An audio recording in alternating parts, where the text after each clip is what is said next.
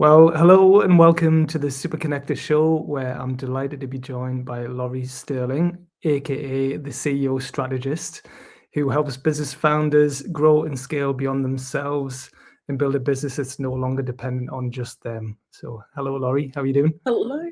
Yes, very good. Thanks for having me this morning, Paul. Nice to be here. Yeah, no, great to have you doing this with me. We've obviously met quite a few times over the past 2 years, I would say, and you've Almost. spoken at a platform event, and you were excellent at Yeah. that as well. So I Thank know that you really know your stuff, and you're very, very good at what you do. So do you just want to start by telling us a bit more about what you actually do at the moment in your main role? Yeah, I would love to. So, really, I teach entrepreneurs how to build a business that can run without them, and it is very operations based. So, I help people to be able to delegate off their plate or create automations, and understand like where their focus needs to be. So, I quite often, I think at your platform, I spoke about bottlenecks inside a business and how Mhm. to identify those bottlenecks and which one is most important, but then as you sort of open up each of those bottlenecks, your business can grow and scale to the next level because of it. So, yeah, in a nutshell, that's what I do. Yeah. Right, very good. Yeah, and I I noticed on your LinkedIn profile, I liked it when you're talking about helping founders step into the CEO role, because Yes. especially if you're a solo business owner, you're doing everything really, but Yeah. there are ways to automate what you're doing and free up some time, so you're not just frantically on the hamster wheel and busy and working every hour that God sends, So that's Exactly. And I think with solopreneurs, especially if when they are the talent of the business, they'll grow and expand their business up to a certain ceiling, and then they realize they've run out of time, they're at maximum capacity. There's so much more potential in their business, but they're just stuck because they're wearing all the hats. And we tend to, as entrepreneurs, wear those hats with pride because we had to learn what each of those hats are, whether it's Mhm, finance or sales or marketing and all of those things that we had to work out for ourselves on the go. And then mhm. at some point, it's actually all those hats that are holding us back, not moving us forward in our business. And we have to start letting go of some of those hats and start delegating to be able to open up your room to grow and also your business. Yeah, no, that's spot on. I mean, I've experienced that myself. Uh, Great. so, I mean, yeah, I'm probably prime person that should be working with you, Laurie, actually. So, Brilliant. no, 'cause like, yeah, because I've had my own business since 2016, right? And it's Yes. mostly just been me doing everything, and I've brought people in as and when I've needed them to, Yes. but I've not had employees. I've not had colleagues. I've just been me doing everything. But then there's very, very busy times and I need extra people to deliver certain projects. And other times I don't. It's better and it's just easier Yeah. and more effective for me to do everything. But I have got certain automations in place but Nice. but I still do work on things that I probably shouldn't be working on, Yeah. and I need to get better at understanding sometimes to let go of certain things just because they've worked in the past doesn't mean that they're working now. Yeah. Um, so do you find that a lot? Like what are the common problems that you find? Is it basically people like me? Yeah, 100% people like you. So it's when you feel like that you're the bottleneck, there's actually like an area inside. Like my biggest, if I could teach anyone anything, it's that it's not the person that's the problem, it's the system that's the problem. Yeah. And there'll be a particular area that is your biggest bottleneck, and that Mhm. bottleneck becomes your weakest link, and then everything fails at that point. So it's identifying what area that weakest link is. So is it brand awareness? Are you the only person being able to spread that brand awareness for you? Or is it actually sales? Like you're the only person who can do sales and it's dependent on you? Or is it getting those contracts out or being able to give a quote to somebody? Or is it actually the delivery? Like you've only got so many hours in a day. So the delivery means that you've got a maximum capacity. And Mhm. so actually understanding that there are ways to grow and expand even when you are the talent. So you could turn up and be the rock star of your business, and then everything else that is on your plate, you can build a team to support you to take all of that off your plate, and you can just rock up and be the talent. But it could be that you want to teach somebody else to do what you do. So that's maybe you either like teach the teacher in sort of like a franchise model, or it could be that you are training somebody up who may be a junior, and all of the years of experience that you've had over the years, you can distill that and pass that on to the next generation or somebody else in your business. Or it could be that maybe it's more like an agency model where you hire another you. But that can be a very expensive option because, number one, you need to be able to double your income overnight, essentially, to have two people to support inside the business. Or, you can have personality clashes and things like that that just make finding the right person a more expensive option, because you have to go and find them, and they already have experience that they're bringing to the table in that particular case. So agency model is still very valid, but you need to make sure you've got the pressure in your sales funnel coming in that you can be able to jump to that sort of model there. Then there's a one-to-many model, which is where tech can come into play there. So one-to-many can be like sales calls over webinars or something like that, or it could be standing on stages, you're selling one-to-many, or it could be delivering one-to-many through, we've got video platforms and courses, but it can also be through AI. So being able to extract your IP and use AI agents, or it could be using a piece of software that is shaped with your guardrails of how you operate as a business owner. The decisions that you would make, the decision trees, the flow that you make is all guarded inside software. So either your team can have those guardrails when they're guiding your customers through that, or it's just your customers can come and straight away use that sort of software as well. So that's another one. And then another way is, if you're not really interested in growing your team, you still might be able to increase your capacity by increasing your profile. And by increasing your profile, you're increasing your demand, which then in turn means that you can increase your pricing and you become the best in your industry. So so there's so many different business models that you can grow and expand your business, that sometimes it's like, it's just, I've been thinking I have to grow and expand my business one way, when there's actually another option that I haven't even thought about yet. Yeah, great. No, that's really helpful. I think that's where your experience obviously comes into play, because I was looking at, you've had over 20 years experience, but you've worked in lots of different roles. So I've got here entrepreneur, obviously self-employed, you've been a business analyst, chief financial officer, chief operating officer, and you've worked alongside other entrepreneurs as well, putting systems and processes in place for them. So you've got loads of experience, and often people just don't know what's possible. But you have been in all these different situations, so you can advise on maybe the best way to do it. It is. Like my very first business, I started when I was 21 years old, and it started out as a graphic design business, but you sort of have to watch out for pivots in where you sort of see things happening. So we pivoted into web design, and then we pivoted again into web development.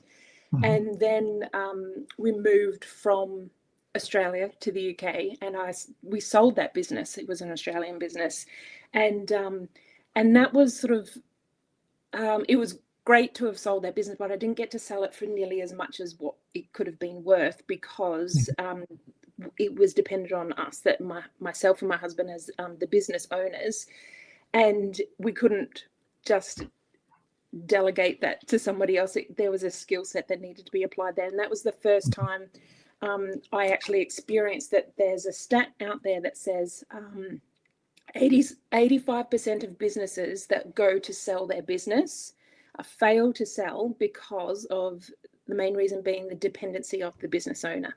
So if you've built your business for 20 years and then you're thinking, well, when it comes to retirement, I'll sell my business to somebody else, and then I can retire on that income.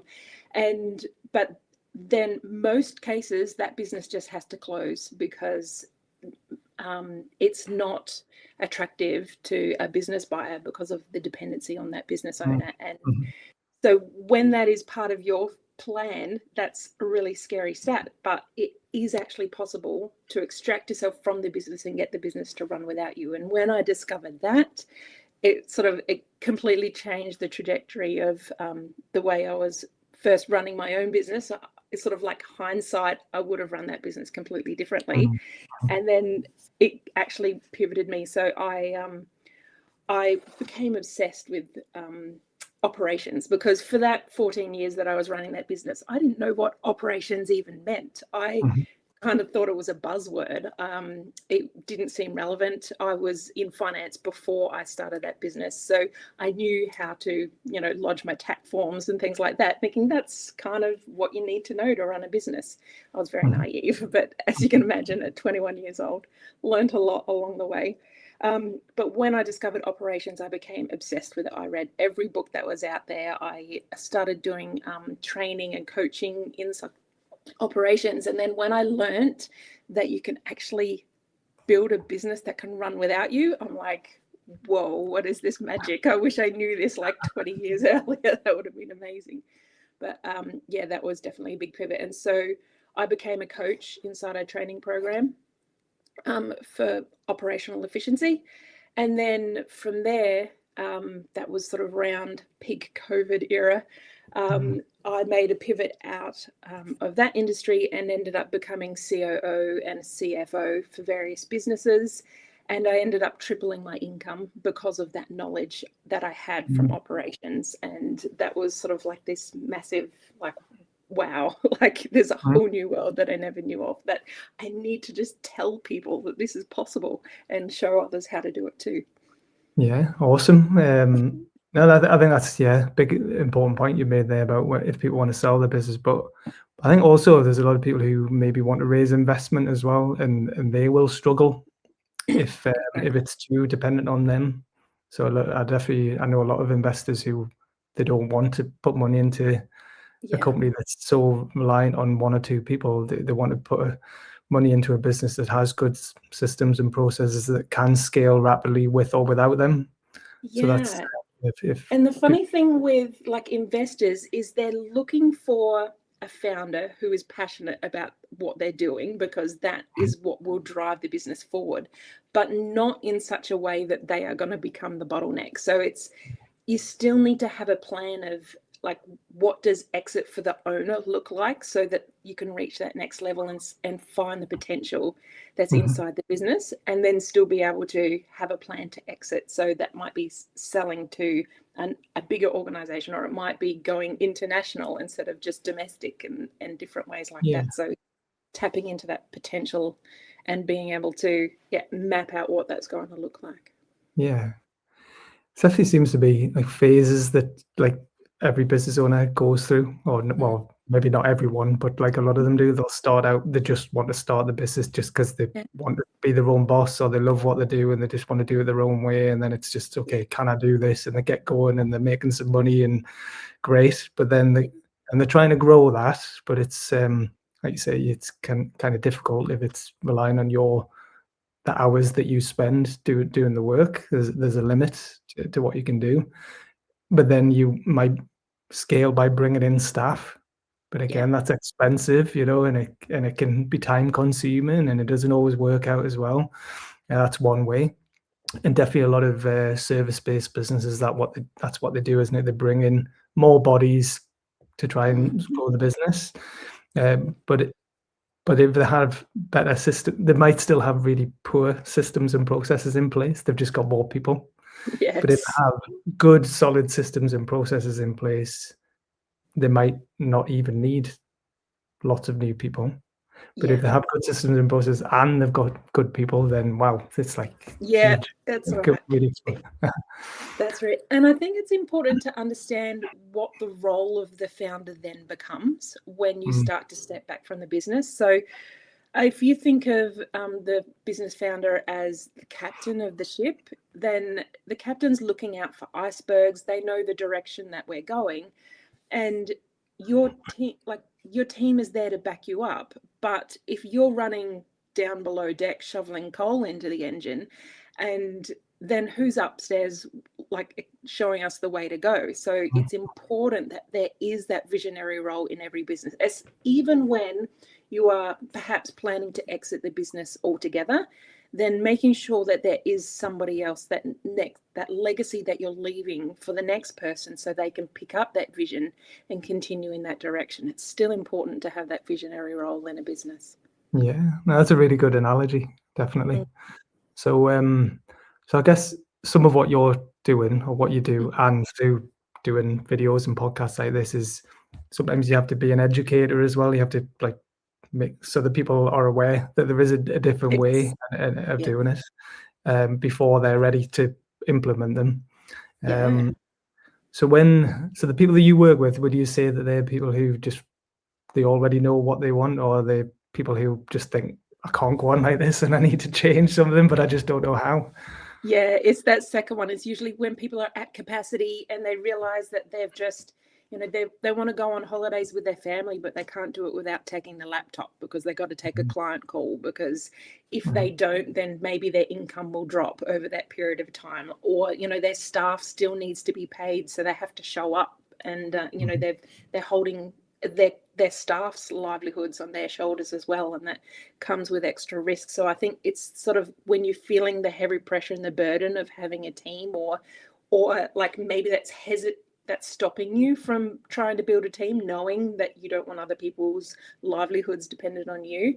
So there's things that you can do to prepare along the way before you take that step, to make sure that you're ready for that step when it comes. If at all, some people just prefer to have a lifestyle business, and that's fine. We can keep it that size as well, but there's still other things that you can do to be able to raise your profile and increase your income in other ways as well. Yeah. I know Mark Rennie, the founder and managing director of Wubble, he gave a couple of good talks at Platform, but one in particular where he was saying a lot of business owners have set up a business because they want freedom, but they end up creating a prison. Yes. Where it's so reliant on them, and they can't take time off, or they feel like they can't take time off because it's so reliant on them to do the work. So a big thing that he's trying to do through technology is advise businesses on how they can scale better through tech and AI and automation. That's a big thing, yeah. So sounds like a good collaboration of the works. I know, I was going to say, if you haven't already spoken to Mark, I think there's possibly something that you and him could do together on that. We'll tag him. Yeah. Yeah, and I've met, I can think of people right now who do that, that feel like they can't take time off. I mean, he has set that as a sign of success for him personally, that he can take time out of the business and he can go away for like a month or even 2 months at a time, and the business is still doing well without him. He doesn't need to be there all the time.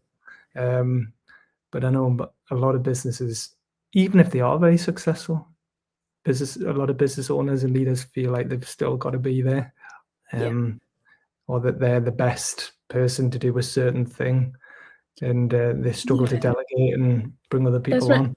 And I think quality control can be part of that equation as well. Like, nobody else can do it to my level of quality that the clients are expecting of us, or we've built such a name around our personal brand that our clients only want to work with us. So what needs to happen in those particular cases is there's, number one, a transfer of trust that needs to happen between the staff that you have looking after those clients. But also, two, is that your team know what's expected of them, and there can be accountability without micromanagement. And I think that can be like a mistake that quite often people make, is people think they have to micromanage their team, where actually it's about integrating accountability into it without it turning into micromanagement, which is a big part of it. Because when we delegate a task to a team member, quite often we don't delegate the decisions that come with that task in the first place. So if there's something that, if there's a question that crops up, they're coming back to the business owner saying, oh, well, what about this and what about that? And the business owner makes that decision for them, and the team can continue on. But really what's happening is there's there's risk involved that as an entrepreneur, we're used to taking risks in our business. We've put our whole, all of our personal finance on the line when it comes to building our own business. But our team members aren't used to that kind of risk, and they might be apprehensive of, well, what if I make the wrong mistake? Or if I make a mistake, this could cost us thousands of pounds to be able to repair. Or what if I lose my job if I make a mistake? So when you go back and ask the question to the business owner, you're getting rid of the decisions that go with that. And so when you can pass on the decisions with the task, but that team member still feels safe to be able to make those decisions on your behalf, either because you've already given them a framework that they can make those decisions because they know that that's what you would make in that situation. So maybe there's like a decision tree or a flow chart that they can follow to be able to do that. And then that passes on the decision making. And the decisions is a huge part of what ends up being a bottleneck inside a business. So that's a secret sauce there. Yeah, awesome. I've definitely seen it lots of times where they don't make a decision or they can't make a decision. Everyone's looking for the founder or the leader to make a decision. And that gets really tricky if they're wanting to take time out and they're only going in the office maybe 1 day a week or 2 days a week and nothing gets decided until that day when they're in. And then everybody's just between the team, they can't do anything because they're so reliant on that person to say yes or no, and they don't always know what's been going on either. So it's just dropped on them. What should we do here? And it's like they don't have all the knowledge or insights. Yeah. I imagine startup week would feel like that for you. Everyone's always asking decisions of you all day. Definitely, that's definitely an example where I'm the bottleneck there. Yeah, so I need to. But in the past, I have had people working alongside me to do like so I did 3 big events in Newcastle, and I had someone working alongside me for those.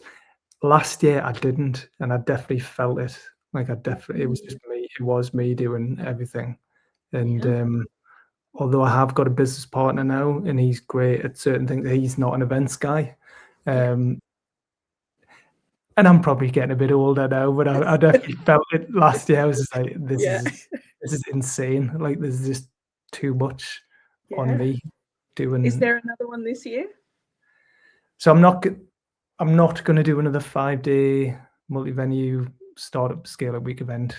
The plan is to do a 1-day platform conference. Good. Which is much more manageable, right? Because a few different reasons. I mean, obviously this startup Scaleup week event, I do love it, and it's amazing the people that come to it. But realistically, most people don't go to 5 days. Some do, but most people go to 1 or 2 days, depending on where they're at. So yeah, and then it is just ridiculous. It's not ridiculous. It's amazing what I've done, but and I'm proud of what I've done. But because we do the platform events every month, there's more momentum around that brand and that event.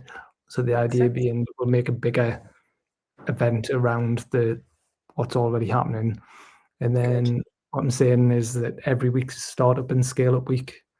So that website now is like an all year round resource of blogs and videos and podcasts like this and tips and advice. So that's what that's going to continue to be.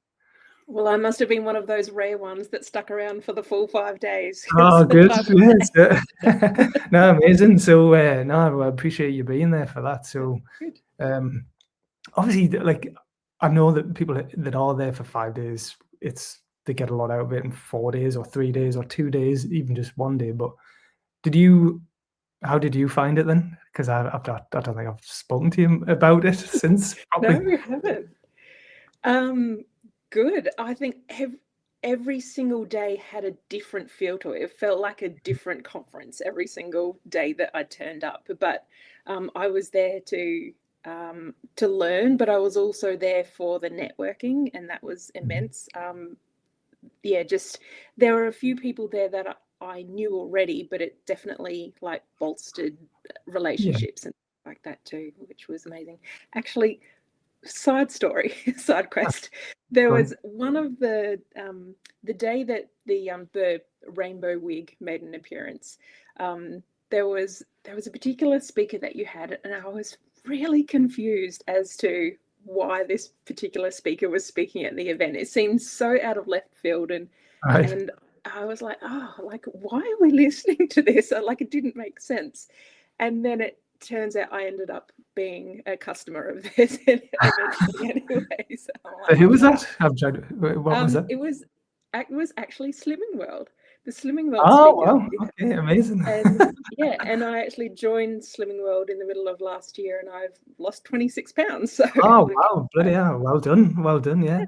yeah, Because my partner, her day job, she works for the civil service. So she's got a senior leadership role in the civil service, but then she's also got her own business as a Slimming World consultant, right? yeah, So because I see that's a franchise model, and I see how yes, good the systems are behind that company. And yes. then Sue, who spoke on that day, is just a really good speaker and talking about how to look after yourself and how to have proper systems and process. Anyway, I just thought maybe a little bit left field, but I thought it would be a good one. So, yeah. But Oh, well, I'm that's saying good. it was a good thing. It was success anyway. So Oh, well, that's good. Oh, well done. I'm really, really, really pleased to hear that. Oh, Katie will be happy to hear that as well. oh, nice. Yeah, no, very good. So, but I think, that is, and again, an aside, I think your health and your well-being is Yeah. connected as well.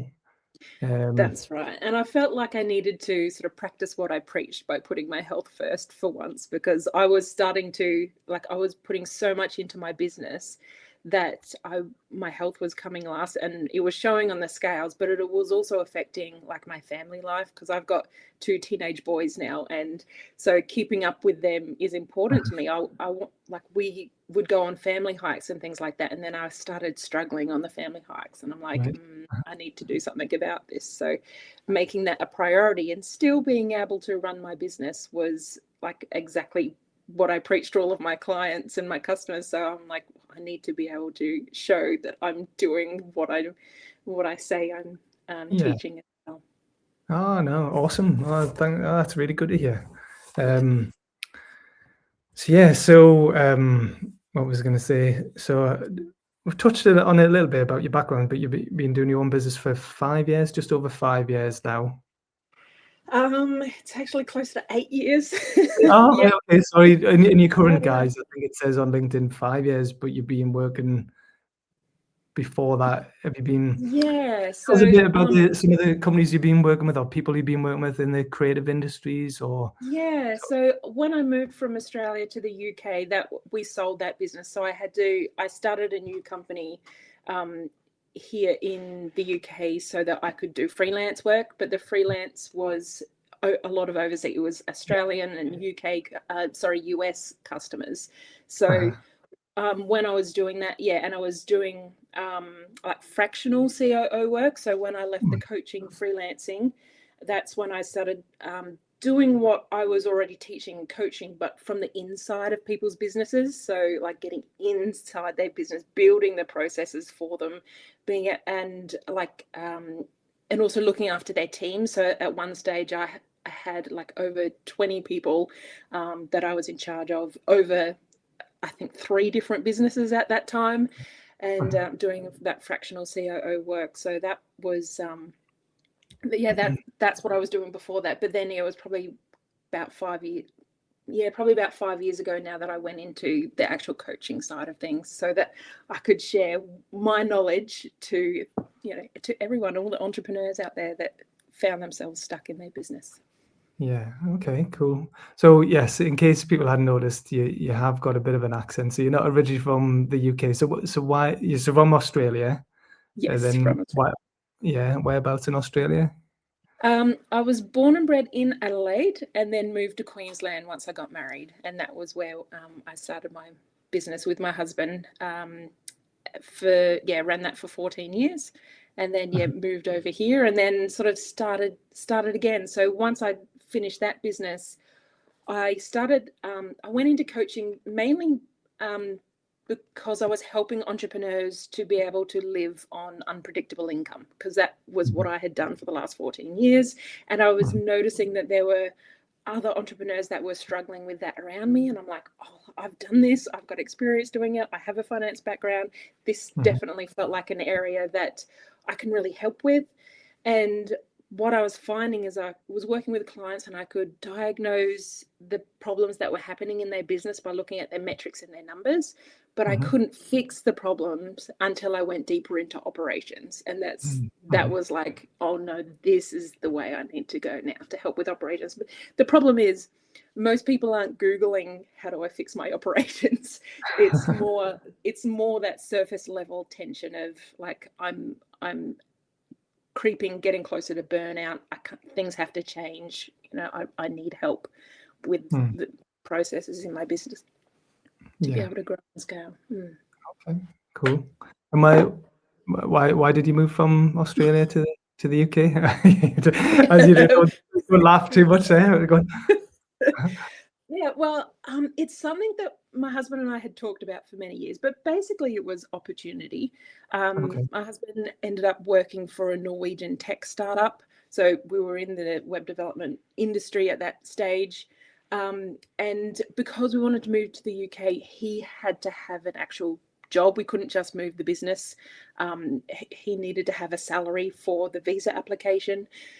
So yeah, he ended up becoming working for a Norwegian tech startup. He actually has finished working for them now, and last year he went to San Francisco for a conference and he came back with a job offer for a San Francisco startup company now. So it's been interesting because like those, again, pivots that we've had to make because of the way the industry was changing. And so that he was finding the company that he was working for was starting to be affected by AI, in that like he was a developer educator, so teaching developers how to use the software that particular company works with. And because most developers were just starting to use AI to code, you don't even have to learn the code to be able to code now. And so he was finding that there needed to be a bit of a shift. And so he's now working for a company that's a database company, and AI loves databases. Like if you use AI, you very likely use a database as well. So there was a bit of a shift that he could see that the industry was changing and he needed to be working in that industry as well. And I guess that his pivot affects my pivot as well. So that was sort of, we both made those career changes at the same time while we moved. And so my kids were 10 and 7 when we moved from here. So there was a bit of settling in at first, but so there was maybe a year we bought the house, moved the house, got the kids settled in school and that sort of thing. And then COVID hit for 2 years, and it was like, you want to go out and meet people in this new city you've moved into? No, that's not going to happen. So eventually, like probably I was here for about 3 years, and I was just itching. Like I didn't know anybody in this city and I needed to get out. And so the first thing I did was start going to networking events, because I'm an entrepreneur at heart, have been for a very long time, and knew that I would find my kind of people out there. So networking events have been a huge part of just increasing my social network, if anything, but also great to know who the movers and shakers are of the town as well. Yeah. Which you happen to be one of them. Well, yeah, I do a bit, yeah. So no, that's great. Well, I'm glad you're here. But how does it compare? How does the UK compare to Australia in terms of business or networking or? Well, I lived in a town called Toowoomba, which is a small town of maybe 100,000 people, which, well, I say 100,000, but it's sort of like a town that connected a lot of farming towns all around. So it felt like we were going from a very small fish pond to a very large one when we moved here. I mean, weather aside, I think Northeast in particular is absolutely beautiful. We were here for a week. Like we came just for 3 months to check the place out to see whether we liked it. We were here for a week and we're like, that's it, we're moving. We love this place so much. I think we walked through the center of town, and then we went out to the coast to Tynemouth, and just in those 2 days we were like, yeah, we want to move our whole life over here. And it's like the history that we have here. I love the history that you have in this country. It's Australia is very young in the scheme of things. So yeah, it's there's so much to get excited about here about the Northeast. I love it. It's good. Yeah, awesome. Well, if you didn't like it, that's okay as well. But I'm glad that you do like it here, because obviously I'm from here and I'm really passionate about the Northeast. I think it's a great place to live and work. But you and it sounds like your husband know exactly the type of people that people want here in the Northeast. We want talented people who have that national, international outlook on life and business. That that you're exactly the type of people that we want moving into the Northeast. But your clients, though, they're not just in the Northeast, are they're further afield? I know you do have clients locally, but you talked about international clients as well. And with you doing things online, is that being easy? Or? Most of it, all of my work has been online. In fact, it's been online for probably about 14 years. Like it's been online for a very long time, before Zoom was even a thing. But yeah, I still have an Australian client. She's one of my favorite, one of my best success stories. I met her. She was making 6 figures in her business, but she wasn't pulling a salary. She wasn't pulling a wage from her business at that stage. And then now this year, she is on track to be earning $1 million turnover in her business. Wow. And that was through franchises that she's managed to build that business as well. So that's been an amazing success story. So she's stuck with me even through the transit from moving from Australia to here. So she's amazing. But yeah, I have most of my clients are still UK based, but they are spread around to different areas. I've got some in the north. I had a Scottish client for a while, and then some are based in Bristol and London, and then a few of them, are here in the Northeast itself as well, which is nice to be able to see them in person when I can. Yeah, awesome. So talk about, I know you've got something called the Step Back to Scale program. So that's your own program that you've developed, and then you're going to launch a accelerator program as well soon. So do you want to tell us about both of those? Yeah, so usually working with me has been a one-on-one basis to help get that business owner extracted from their business to be able to exit their business, usually working with me for a year, and that is about £12,000 to be able to work with me to do that. And then I had so many, I would go to so many networking events where it's like the solopreneur building their business, getting some momentum, they've got some success, and then they are struggling to be able to grow. So I'm like, I need to actually bring out this mid-level offer, a group accelerator, so that I can teach those entrepreneurs that they can scale. And they might not be interested in the exit part of their business, maybe eventually, but it's more about building a business that isn't dependent on them, and that it can keep growing without them. So I just felt that there was sort of a need in the market for this area. And so that's why I've put a wait list out just today for people to sign up, so that I can sort of gauge where people are at, what they want most from that program. So yeah, fingers crossed that's going to launch in March. Very good. Yeah, well, I spotted it just before we went live, so I've shared it on LinkedIn. So is that the best place to find it? If they go to LinkedIn and look at your profile, you've just posted that today. I don't know, is it on your website as well, or is it linked anywhere else yet, or not? It's linked on Instagram in my bio. I haven't put it on my website. I'm going to do that straight after this call. Yeah, so no. Well, we can put a link underneath here as well. So make sure it's got links to everything that you're doing. No, that's exciting. Yeah, because I'm sure that there'll be a lot of people who would benefit from working with you, but they maybe, like you say, they're maybe not looking to exit yet, and they maybe can't commit to that much money necessarily, but maybe a lower fee in a group setting would be better, because obviously they're going to learn from you, but they might learn from others on that program also. Yes, exactly.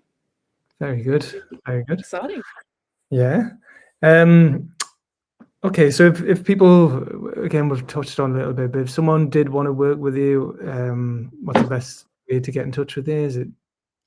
Yeah, send me a DM on LinkedIn. I'm easy to find on there. Otherwise, you can stalk my website and you can email me through, or, hook up a call to have a chat or something like that through my website as well.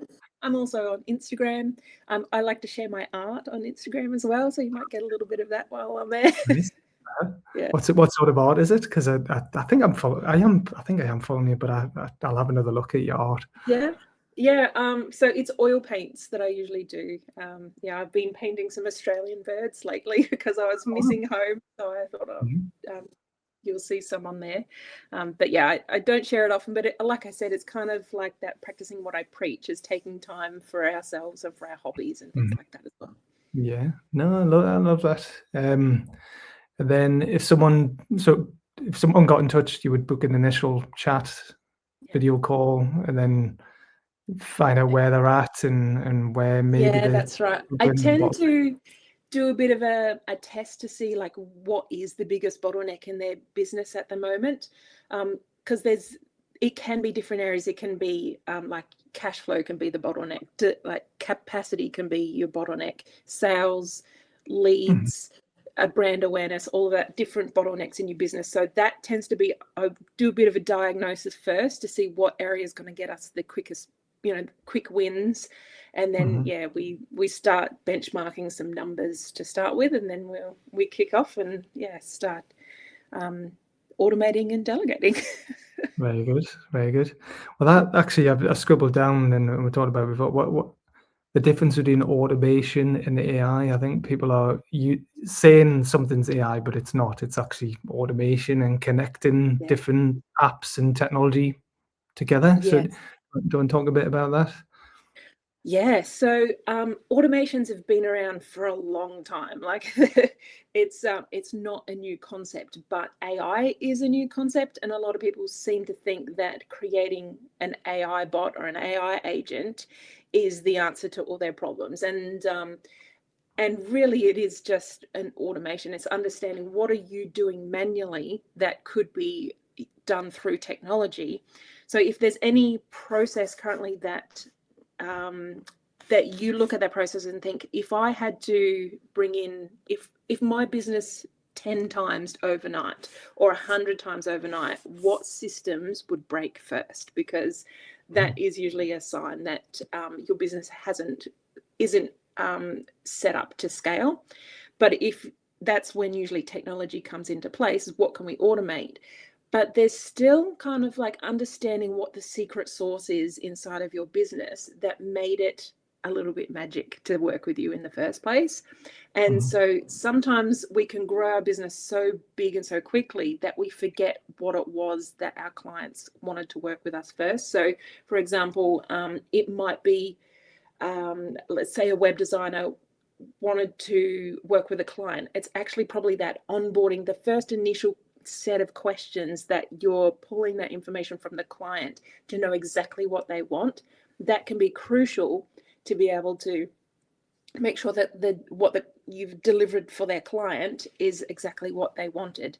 But if you start to automate those processes, sometimes you can miss what it was that that made the success inside your business. And so you have to identify that first and then protect that and then build the systems around it. So it can be like a piece of software like Zapier, which does use AI, but it could be using Zapier that when someone logs on to, or when someone makes a payment through Stripe, that your Stripe link automatically sends an email saying, thanks for paying, here's what you need to do next. And it doesn't leave your client hanging saying, well, I've just sent money over and now what? I haven't heard anything. Versus them, like when they've paid their money, they're probably that eager to get started. If you can give them a first set of steps to get going without being dependent on you. And that might be filling out a form and booking in your next call, but just having that step automated because you've got a piece of software like Zapier connecting Stripe with your email software. And that is essentially like two APIs talking to each other is what an automation is, but understanding that there are nuances to each and every piece of software. Yeah, very good. No, that's good explanation. I know there's like most software, most online tools are the best ones or the main ones, have the ability to connect with Exactly. other software. It used to be that you just have one bit of software just did everything, and now it's like software Now might you do sticky one tape them all thing together. really, really well, but then you need something else to do something else, but they can connect. And if you don't have those connections in place, you're doing it manually, which is time consuming and potentially a waste of your time. So probably some quick wins for most people that you can help them with that will free up their time. That's it. Yeah. And sometimes it comes down to like productivity as well. Like, what are you choosing to spend your time on? Because you could be spending it wearing all the hats, but is there an area that you could step back and let go without it being dependent on that flow of that delivery for your client? Yeah.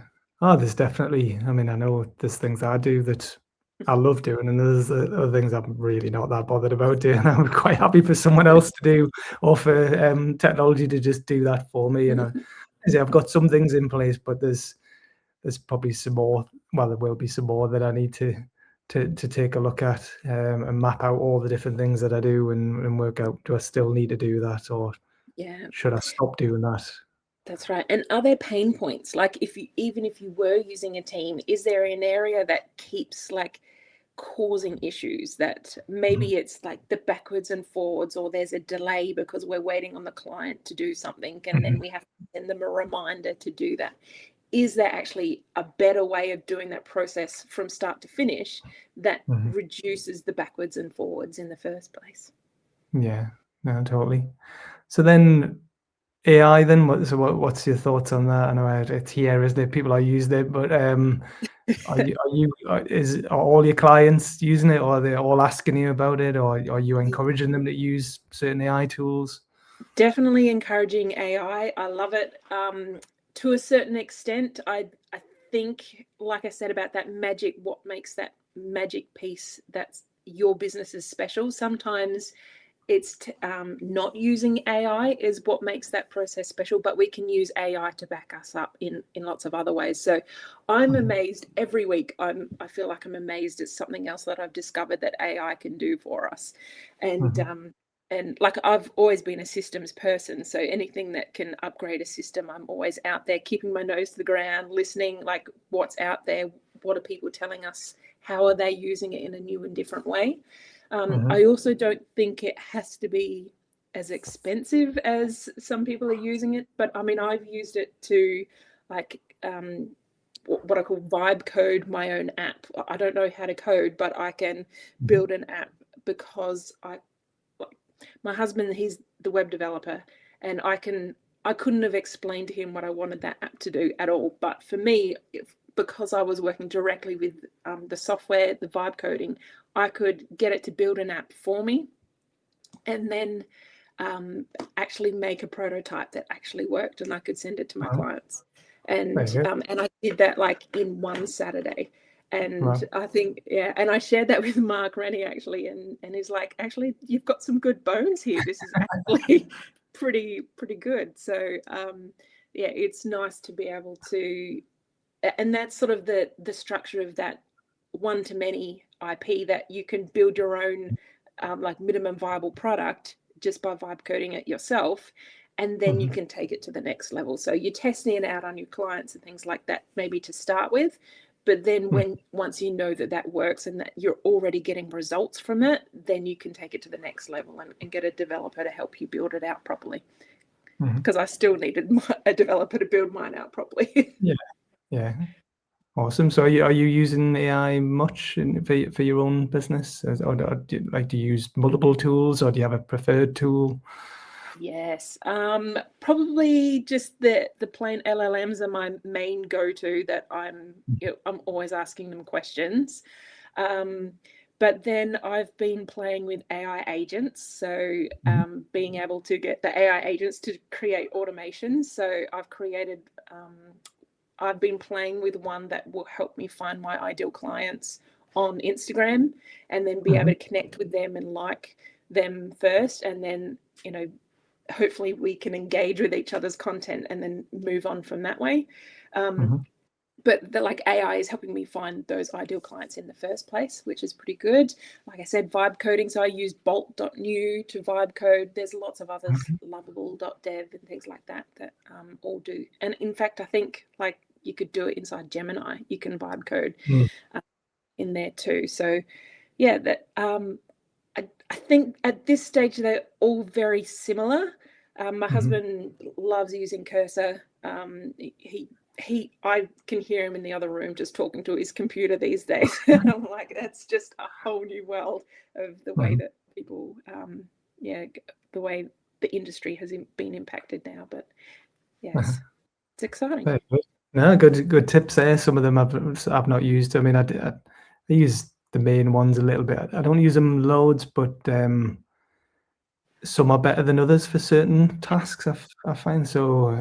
I mentioned before. So when this goes out, this will obviously, it's live on LinkedIn and Facebook now. It's going to go up on YouTube.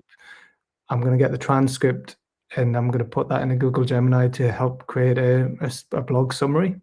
Yes. And I've tried that in ChatGPT. I've tried it in Perplexity, and I've tried it in Google Gemini. And I've found the Google Gemini is the best one for which is interesting. It'll create a handy summary, and it's spot on. Like, I've done it for about 5 different interviews so far, and it's accurate, right? That would probably take me a few hours to pull together on my own, in amongst all the other stuff I'm doing. But if that's doing it in seconds, I'm then editing it and tweaking it and making sure it reads correctly and is accurate with all the backlinks and everything like that. So I'm still, but what I like about that is it's not creating something it's not making anything up. It's just taking something that was actually said and summarizing it in a useful way. Yeah, another reason I like Google Gemini is the fact that it does use Google Sheets and it can tap into my Google Calendar and things like that. So I can get it to, I can say, look, I've got a launch, I'm launching a new product, create me a list of tasks that I need to do before launch day, and then go and find time in my calendar to do each of those tasks. So it can so integrated, which is one of the benefits of using Gemini in particular, because I already use Google Suite. So that definitely. So you mentioned as well about your ideal customer. Well, it sounds like any business owner or leader, any busy business owner or leader would benefit from talking to you. But is there a certain type of business or that you're keen to work with more, or that you have a I really enjoy the service-based entrepreneurs. I think because that is usually, because they are the talent, that seems to be the biggest bottleneck. And that also, I think that entrepreneurs that are happy to, who are willing to use a bit of technology to, they're not afraid to embrace a bit of technology, that they're willing to try something new, and they're creative, but I really do like working with the visionary ones that I would like to be able to do this, I just don't have time, and I'm like, well, let's make that happen. So, Have you ever read a book called Rocket Fuel? Oh yes, I think I have. Yeah, it's they talk about the EOS system. I can't remember that great detail. It was a while ago when I read it, but it talks about how businesses that do really well, have explosive growth, tend to have 2 types of people. That have a visionary and an integrator. Yes, exactly. Yeah, so it's not to say a visionary can't be an integrator, or that an integrator can't be a visionary, but they like playing those roles. And sometimes the visionary has loads and loads of great ideas and amazing, but it's the integrator's job to take those ideas, distill them, and put them into practice. And it sounds like you are really, or have been a really good integrator with certain clients who are very creative and visionary, have all these ideas, but you know how to put that into place.